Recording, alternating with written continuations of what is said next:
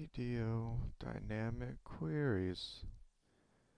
Let's say you have a big form that asks for someone's name, address, city, state, zip, favorite color, and a bunch of stuff. And all these forms could be optional, and you don't know how to process them exactly. There's a way to do this with PDO, PHP data objects, and the reason I'm making a video about this one is because the syntax for PDO is quite different, and a lot of people don't know how to do this. So I'm going to show you that right now. So make a file, because that's what I'm going to do. Make a file. Open up some PHP tags. Now I'm not going to make a form, I'm just going to show you guys how you do it. So, for example, let's say that we're searching name, address, city, state, zip. Let's say this is post variables from a form on a previous page, and this file.php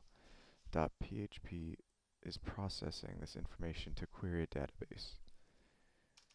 So you'd connect here, for example, or whatever, do other stuff, or otter stuff, and then when it comes time to process this post information, how do you do that?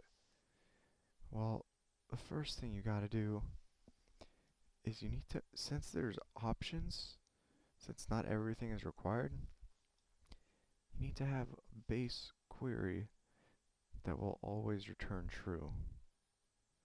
And what do I mean by that? Well, you need to have part of your query that does something like select all from my table where ID is not null. This will always return true. If if every column or every table almost always has an ID, I've never seen one without it. So you can use this as an example. And why do you need that? Because after that line, let's say we're going to process the name. If post name for like someone's name, this is just evaluating if it's true. If post name, then query append space and name equals name.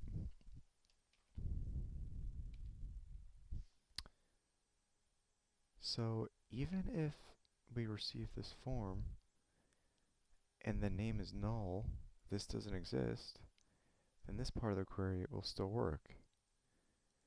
If we didn't have this parameter of our query, if we just had select all from my table, then this wouldn't work because select all from my table and name, that would give us an error. So then we would do it for,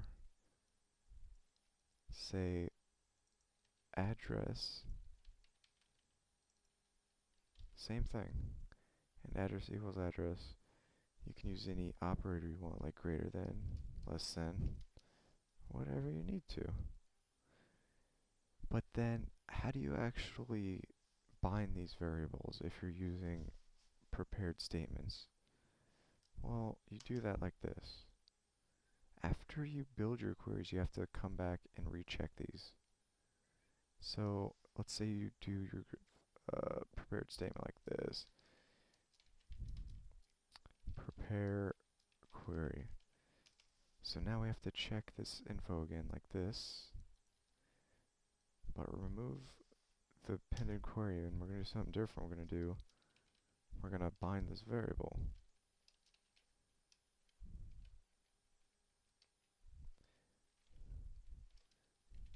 Post name. And it's that easy. Same thing for the address. Whoops.